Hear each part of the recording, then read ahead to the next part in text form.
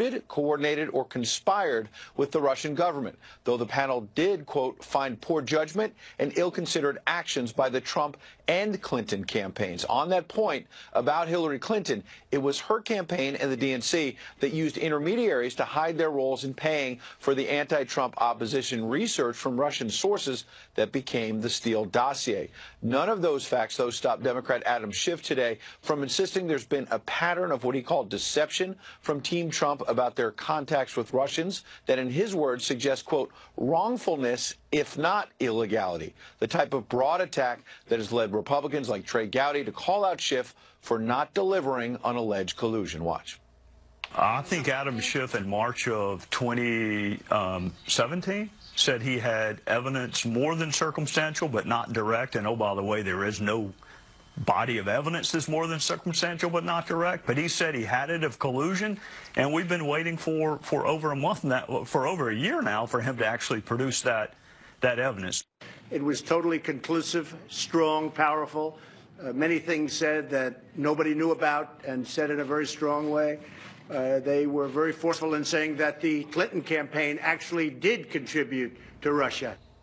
Now, Republicans also suggesting former Director of National Intelligence James Clapper had a role in leaking the anti-Trump dossier, declaring that Clapper, now a paid CNN contributor, provided, quote, inconsistent testimony to the Intel Committee about his contacts with the media, including CNN. And at a news conference with the German Chancellor today, the president offered a new line of attack on the Russia probe, saying he called Rear Admiral Ronnie Jackson today, told him he's an American hero for exposing how nasty the swamp can be with anonymous allegations that, in his case, sunk his cabinet post. The president saying the same things happened to him with what he called the Russian collusion hoax. Martha?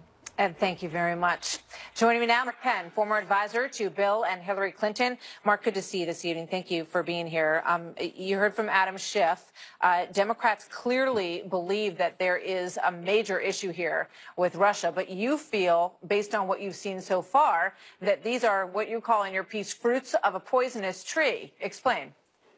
Well, look, I spent a year fighting Ken Starr, and I think any reasonable person looking at what happened here says this investigation had no foundation, and whatever foundation it had was not only wrong but corrupt. I think Christopher Steele was part of the FBI when he leaked, lied, and then was fired.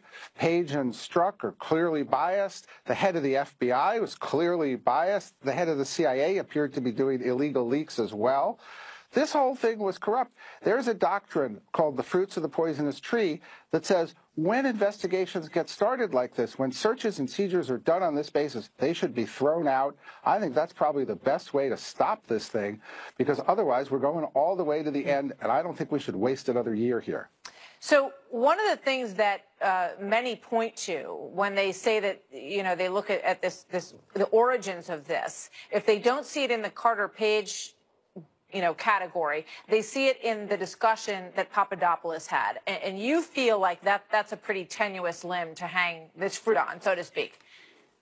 Well, look, Devin Nunes says there was no official intelligence, and he's now looking at the State Department. That suggests what happens here is that one of Hillary's aides, who I know well, but I'm not going to mention names, passed this on to the State Department from an Australian diplomat who helped fund a $25 million contribution to the Clinton Foundation, who's reporting a conversation that he had about a conversation that someone else had, who with a Maltese professor, who then had it supposedly with Russian agents, which showed no collusion in the first place. Now, what nonsense is it to start the world's most significant investigation with all of the resources of the government and the country on the basis of this? It's ludicrous. So you clearly think that it's valid, and it's the underpinning of this question. What Bret Baier asked this last night to James Comey. Were you interested in knowing who was funding this research, this Oppo research? And he said, well, not really. I mean, did that strike you as odd, Mark?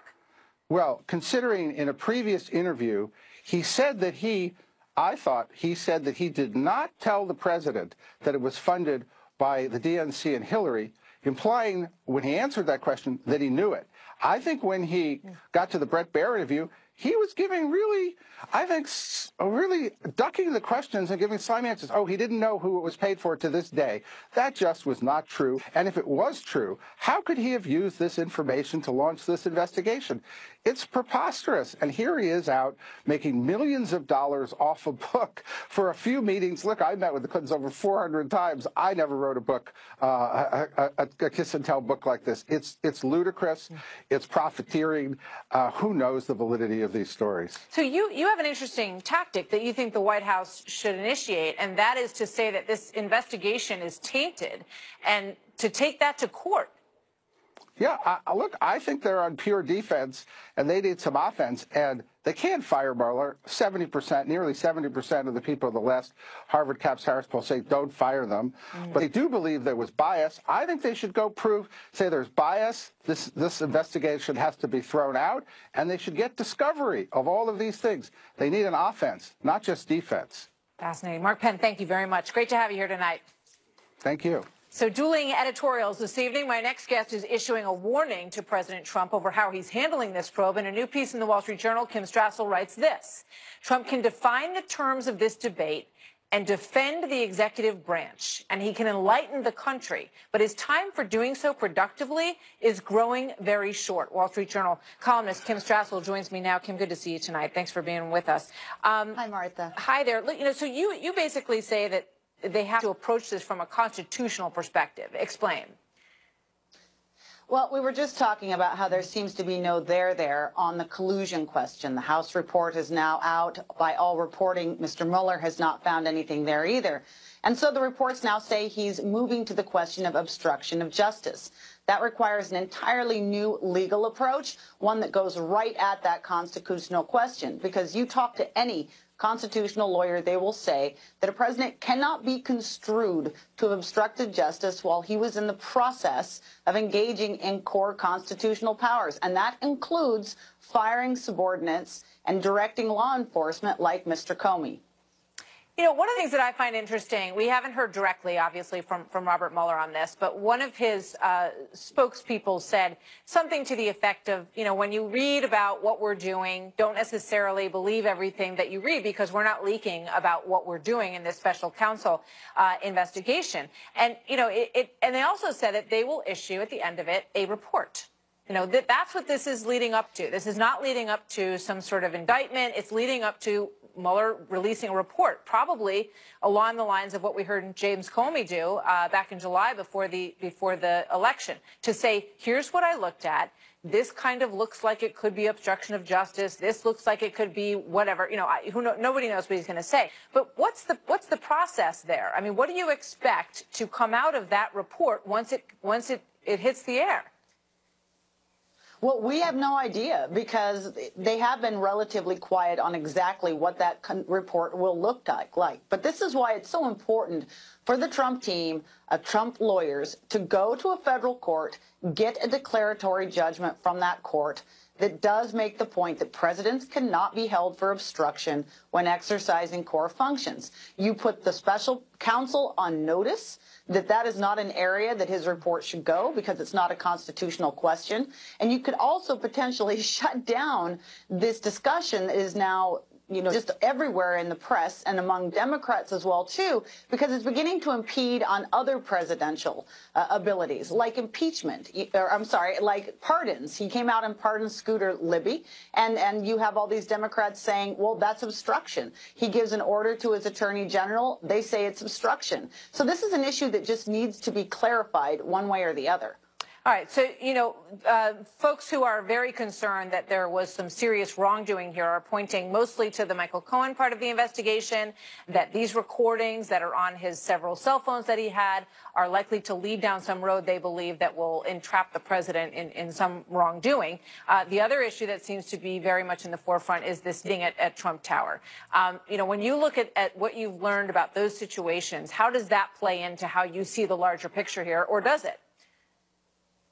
Well, the meeting at Trump Tower, if you look through this House intelligence report that just came out today, everybody involved in that was investigated, questioned, and the finding was that They essentially had this meeting. They thought it was going to be about something else beside it was. There was no collusion in the end. Again, this was why we supposedly had the special counsel, was questions of collusion. They seem to have been exonerated on that point by this House Intel report.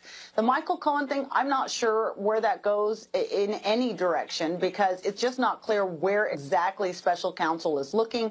Is this a question of a campaign finance violation? Is there some suggestion that there was extortion, that the president was aware of this? We just don't know. But what I will say is that we do seem to be very far afield from the original orders that the special counsel was given by Rosenstein. Thank you very much, Kim. Good to see you tonight. Thanks. Coming up, Brett Baer and I will host the West Virginia Senate GOP primary debate coming up on this Tuesday night. But tonight, we're going to give you a little preview when the West Virginia native, known to some as the Dark Lord of Coal and other names, joins us in a moment. Plus, a hop over the curb that could be the beginning of the end. What is behind the dear leader's smile in South Korea? General Jack Keane joins me next. This is beyond the... I want to congratulate the Republic of Korea on its historic summit with North Korea. We're encouraged by President Moon and Kim Jong-un's expressed goal of complete denuclearization of the Korean Peninsula. So that was President Trump praising the outcome of a historic meeting between South Korean President Moon and North Korean leader Kim Jong-un.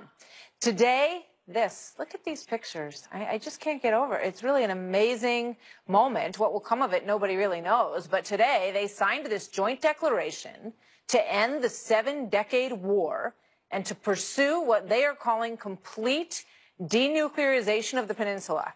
The landmark peace deal giving the United States hope that President Trump can find the same success in his summit with the rogue regime when they meet next month.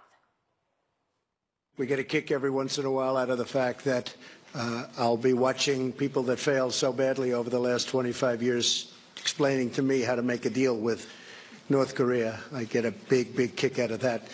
But we are doing very well. I think that something very dramatic could happen. Interesting. Today, from the president, now General Jack Keane, chairman of the Institute for the Study of War and a Fox News senior strategic analyst. Good to see you, General, as always. Yeah, good to see you, Martha. You have remarked quite a bit on the unprecedented nature of what we have seen over the last month and a half. I'm wondering what went through your mind when you saw those images that we just had on the screen. Yeah, it's really quite stunning. I mean, we have talked on your show going all the way back when Trump announced his new policy about why we can't trust them and et cetera. And we've articulated that in depth. But what is taking place in front of us, this incredible sense of urgency that Kim Jong-un has displayed going back to the Olympics when it started with South Korea and he invited himself to the present. It is extraordinary and somewhat unprecedented. It reminds me of the sudden and unexpected collapse of the Soviet Union when the wall in Berlin went down. That's the pace of what this is moving at, and it's hard to process all of it, to be frank. And the next logical step, just dealing with the summit with Moon that's taking place today and finishing up tomorrow, I think, is this. After they sign a peace treaty, North Korea, South Korea, China, and the United States, the next logical step would be to pull those very large armies that have been standing off against each other for one of the longest standoffs in history, pull them away from each other because they're both on the border, the majority of those armies. And that would be a major historic step forward as well. Clearly, Kim Jong-un is setting a framework because the meeting with Moon came first, and now the meeting with Trump, clearly to put on the table denuclearization in his terms. And I think he probably would like to denuclearize if he's serious, and we won't know until the president gets in the meeting. If he's serious, he would like to drag that out over a period of time and start making concessions almost immediately. The president won't let him get away with that. He's going to want to do it as rapidly as we possibly can with complete verification. If he's not serious at all, I take the president at his word he's going to get up and leave. But this much I believe. I think the president has inside information here that he's not sharing with us about what's going on with Kim Jong-un, and I think he got that from Director Pompeo in his discussions with him. because he keeps talking about something dramatic, but if it doesn't happen, I'm going to leave. But we got a major event coming, but if it doesn't work out, we're going to leave. Yeah. He has some information he's not telling us. That's fascinating. You know, when you look back at it, and I think that analogy of the Berlin Wall and Gorbachev is really fascinating. But when you kind of peel back that moment, you ask yourself, with a viewpoint to history, what was the straw that sort of began to break the camel's back? And I think of the talks that President Trump and President Xi had, and the increasing sanctions and the pressure. There is evidence that the pressure economically on North Korea has been much more dramatic than it has been in the past. And that there are some elements of North Korean society, there is this small upper echelon that is connected to the leadership there, is not happy with the way things are going in North Korea. And perhaps those initial meetings with President Xi set this ball in motion? Oh, yeah, I'd absolutely believe it. And remember, the Soviet Union collapsed largely for economic reasons. They just couldn't keep up with the Cold War anymore. And there was so much large disenchantment inside the country that the leaders said, hey, we got to change. I think that economic pressure, absolutely, you're right on the mark with that. I also think, and China's pivotal here, as you indicate, but I also think there's absolute belief in China, in North Korea and South Korea and with the Japanese that the president is dead serious about the use of military force if this comes down to no other option. I think that they're convinced that the United States has a plan to take out their nuclear systems and take out their ballistic systems, as much of their artillery as possible. And they have seen the president take action with limited military force. And I think he's got credibility when he makes that statement that I'm prepared to use military force if you leave me no other option. So you put China together, the economic pressure, President Trump's military option, but mostly the reason why we're going through this, and we've got to give them the credit for it, is because of President Trump. That's the reality of it. Interesting to watch, to be sure. General Jack Keane, thank you, sir. Always great to see you. Thanks for being here tonight. Yeah, good talk.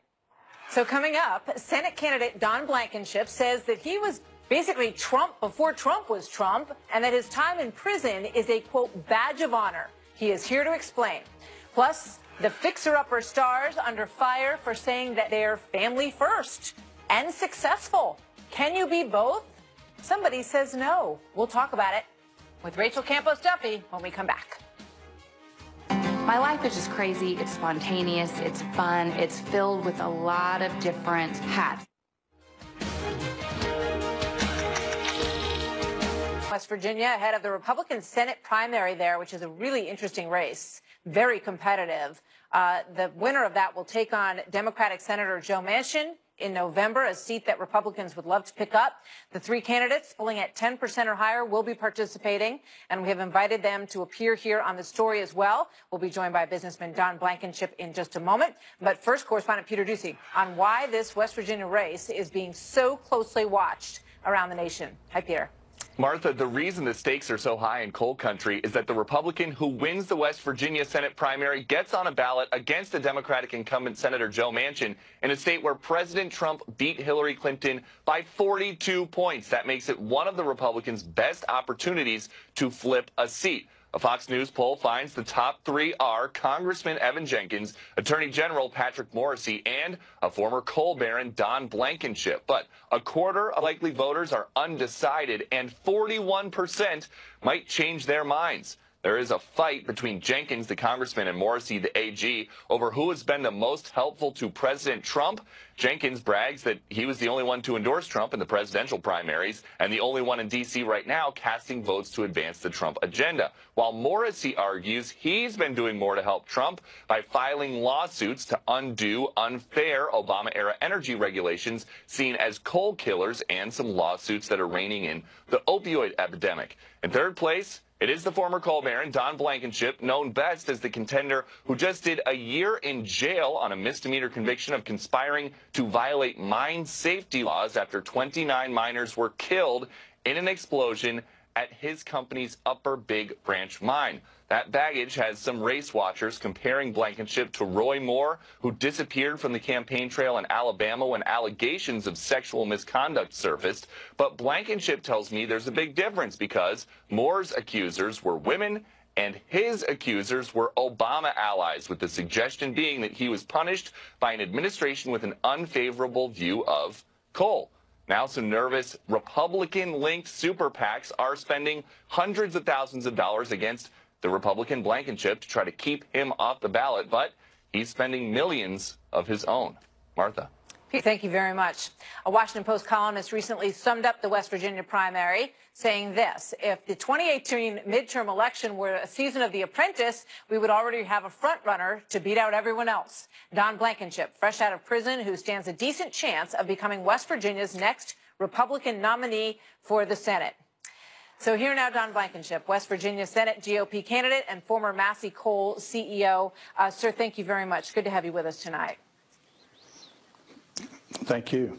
So why do you think at this point that you are behind in the polls? And do you think that it's because you did recently spend time in prison? Well, I think I'm behind in the polls because Senator McConnell has got a super PAC that's running, I think, $1.5 million worth of ads against me. But, you know, we were even before that, and before Election Day, we'll be even or ahead. So speaking of Senator McConnell, you made a comment over the course of this week that got quite a bit of attention. Let's play that, and then you can talk about your relationship with him. I have an issue when the father-in-law is, you know, is a wealthy China person, and there's a lot of connections to some of the brass, if you will, in China. Well, I don't have anything against his wife. I mean, I just saying that it's her father that is well connected in China. So I spoke with Senator McConnell on other topics the other night, but we wanted to get his reaction to that. He basically did not respond directly to what you said, but here's what he said. Who do you support there? I'm not in that race, but I hope they nominate somebody who can actually win the general election. All right, so that kind of breaks down into two questions for you, sir. The first one is about the China person comment. What were you suggesting by that? Well, I think President Trump is considering tariffs, and we all know that the trading relationship with China is the biggest trading relationship we have, and we need to make sure that the decisions on that trade agreement are done in America's best interest and no personal best interest. It's no different than any corporation or any business entity. You want to make sure you don't have conflicts of interest in those decisions. There's no accusation there. It's just that it's important that everybody be doing what's best for the country. So you say there's no accusation, but you pointed out that Mr. McConnell's wife is the daughter of a prominent former Chinese businessman. So that suggestion, it sounds like you're suggesting that he has a conflict of interest because of that. Is that what you were suggesting? Well, yes. I mean, I'm not suggesting there's a conflict of interest. In any business world, that would be a conflict of interest. It's just a matter of whether, you know, it would in fact impact his decision-making or his position on these issues. He has in the past taken some strange positions. For example, after Tiananmen Square, he was one of the senators that was in favor of letting trade continue with China despite their human rights violations and voted in that manner. So he's had votes and so forth relative to China that one could question. But the base issue here is that businesses are always concerned about conflict of interest when they're negotiating Understood. deals. In this case, we just need to be aware of it. Understood. I want to just ask you about West Virginia before I let you go, because we're going to run out of time. In terms of, they're last in business, according to Forbes, and first in opioid use. Why are you the best person to turn your state around? Well, one thing is I've not been given a chance to turn it around that my two opponents have, and one of them lobbied for drug companies, and the other one is representing and has represented for 20 years the city that's worst in the nation per capita in opiate drug deaths. So it's not easy to tell the difference. I've not had that opportunity, but at the company I ran, we were drug-free. We were very tough on drugs. This country needs to be very tough on drugs, and that's what I'll be. All right. We're going to have more chance to talk to next Tuesday night. I thank you very much for being here, sir, and we'll see you Tuesday. Don Blankenship, many thanks for your time. Thank you. Bet. As I said, coming up on Monday, West Virginia Republican Senate candidates Patrick Morrissey and Evan Jenkins, who are running against Mr. Blankenship and who will be with us on Tuesday night, will be here to share their story. Chris Starwalt joins me now with his thoughts on all of this. He knows all of politics really well, but West Virginia politics particularly well. Your thoughts on what we're looking at here, Chris? a goat roping, and a good one, fascinating one. I love this race, and we're seeing the same narrative play out in West Virginia that we are in Indiana and elsewhere around the country as candidates try to position themselves as the Trumpiest. Who can out-Trump Trump? And in this race, all of them have tried. But the reason that it's still competitive for Blankenship is that he has made a pretty convincing case to Republican voters in West Virginia. He's a businessman. You talk about outsider. That's outside. And all of that stuff. And that's why these folks are still sticking with him. And that's why this is still anybody's race. Yeah, when you look at the polls, Chris, how reflective do you think they are at this point? I know it's always tough to do in a primary race in the early stage of the game. But, what's your sense of West Virginia? Well, it's the best state. But other than that, my sense is that you're going to have about 100,000 or 110,000 people. That's it voting in this. This is going to be a low turnout, relatively low turnout primary election among Republicans in a state that was historically Democratic. What matters here, these are the most intense voters. These are the people. These are the activists. This is the core issue set, folks. And they're going to be listening to the answers from Blankenship and Morrissey and Jenkins to the questions that you and Brett put to them next week very carefully. Words will matter. Positions will matter. And if these folks detect any whiff of squishiness or back-downitude or anything like that, they will be unforgiving. They want to have a champion, a Trumpian champion, in the United States Senate. I mean, Don Blankenship makes a good point in that, two of his opponents, including Joe Manchin, if he gets the opportunity to run against him, have been working on West Virginia politics for a really long time.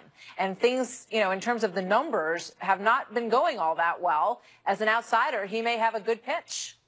Well, West Virginia's been poor for a long time, and we are rich in spirit, we are rich in culture, we are rich in many things.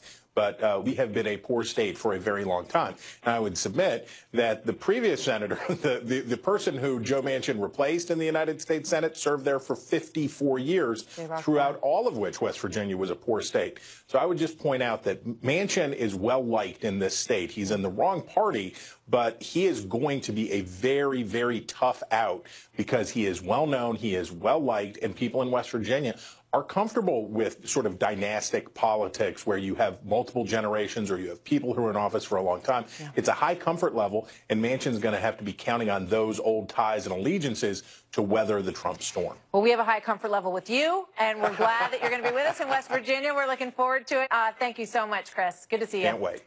So West Virginia's GOP Senate debate Tuesday night on Fox News Channel. It's really the kickoff of the whole midterm season. We're going to do several of these across the country with me, yours truly, and Brett Baer moderating these. We're going to be live in Morgantown on May 1 at 6:30 Eastern Time. Do not miss it.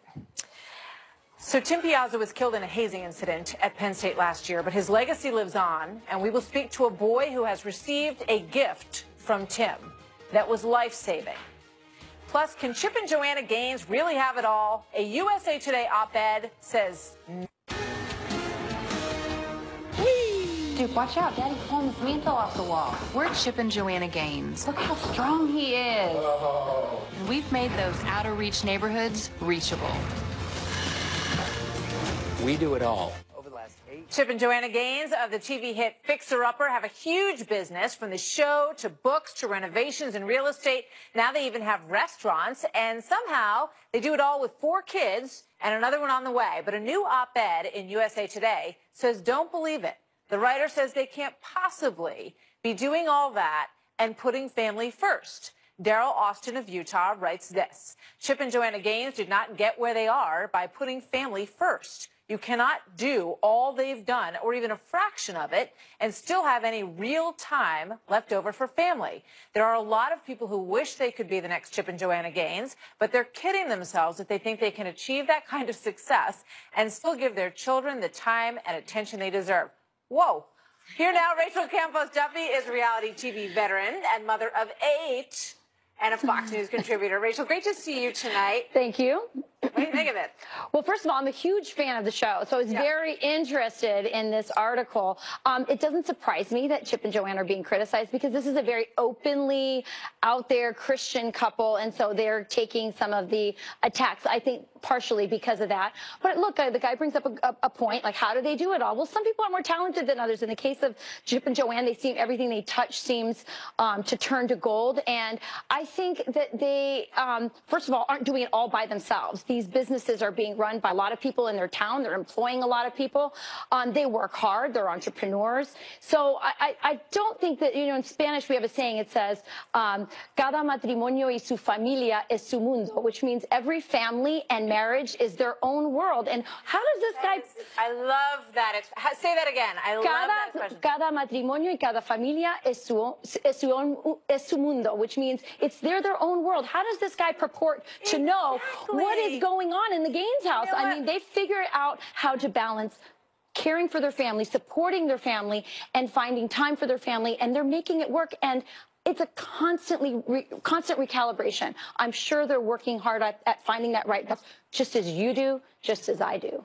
That was what struck me, and that phrase, which I love, nails it right on the head.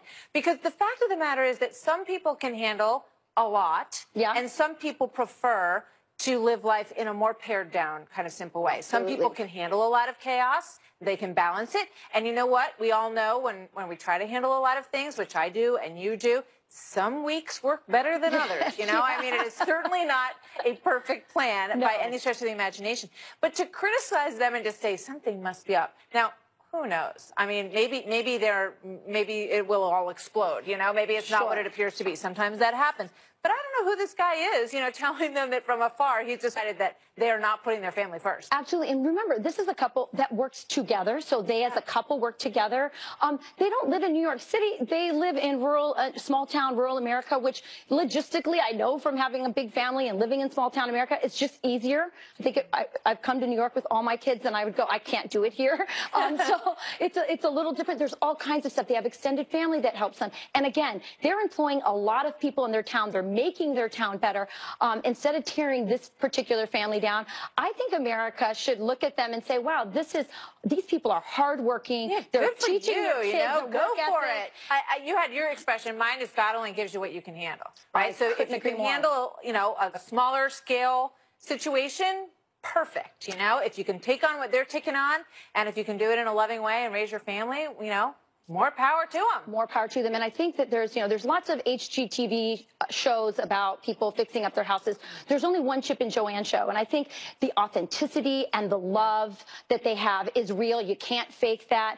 They've been very open about they put faith, their marriage, and then their kids in that order. And this guy says, well, he wanted to expand his business and decided he didn't want to do that because he wanted to have more time with his family. Good for you, sir. That's your choice, and more power to you.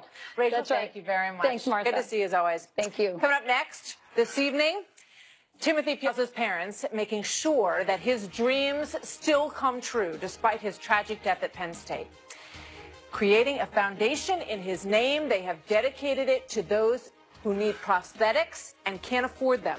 This precious picture, this child from New Jersey, is the first recipient. Lamont and his mom join me with theirs. I know that you have a foundation that you're trying to, and what do you want to do with that foundation? Well, we have dedicated some of it for high school scholarships at Tim's High School, and the bulk of it is pretty much dedicated to funding prosthetics for people who can't afford it, especially children and potentially soldiers, because that's what Tim really wanted to do with his mechanical engineering degree. That was Evelyn Piazza here on The Story back in February. She was talking about the Timothy J. Piazza Memorial Foundation that was set up in memory of her son, who died in February of 2017 after a night of hazing at a Penn State fraternity. The sophomore wanted to be an engineer, and he wanted to develop prosthetics for those who couldn't afford them.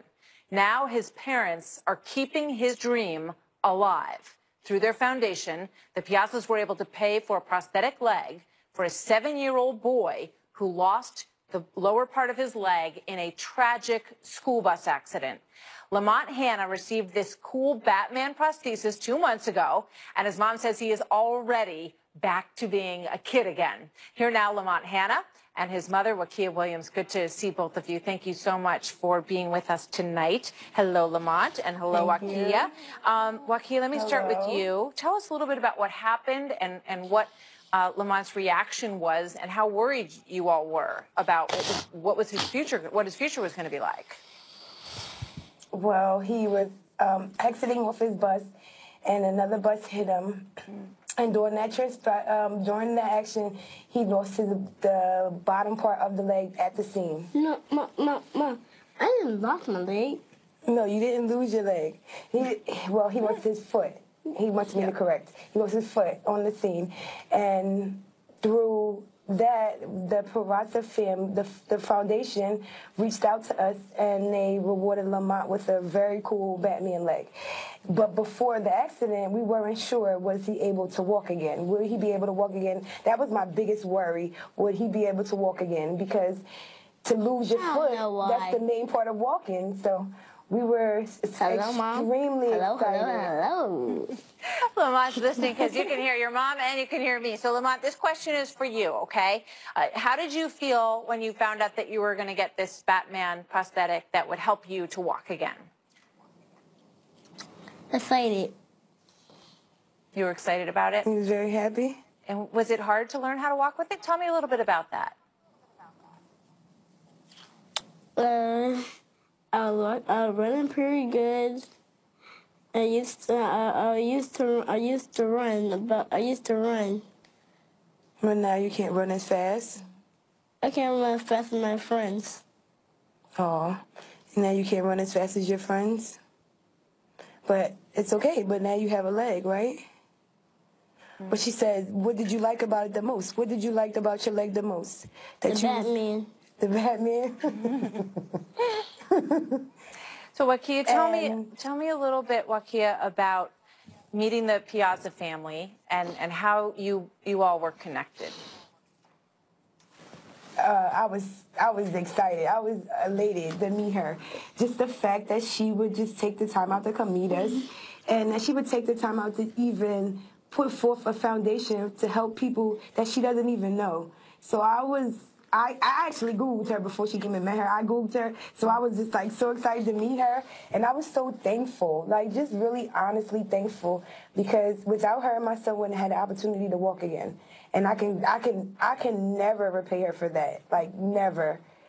I know like, you said that is like that the fact that they had such a tragedy that happened in their lives, and that they're using it to make someone else's life, your little boy Lamont's life, better. I actually said a miracle. I said they're using their tragedy to give miracles, because it's a miracle to be able to give someone the opportunity to be able to walk again. We take that kind of stuff for granted, to where now it's a necessity to be able to, where I have to carry him around. You understand? If he wouldn't have had a prosthetic, we would have had to carry him around. So it's a blessing. He's a blessing. Lamont is an adorable boy, and I thank you so much. And I bet you're going to be able to run and keep up with your friends before you know it, okay, buddy? Thank you so much, Wakia and Lamont. Great to see both of you tonight. Thank you so much for having us. Thank you so much. Thank you. All the best to you. Thank you. You too. Thank you.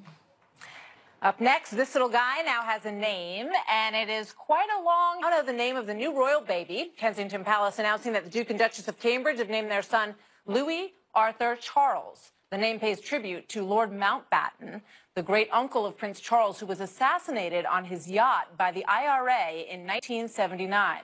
Charles was devastated by his death, and little Louis is a tribute to his memory.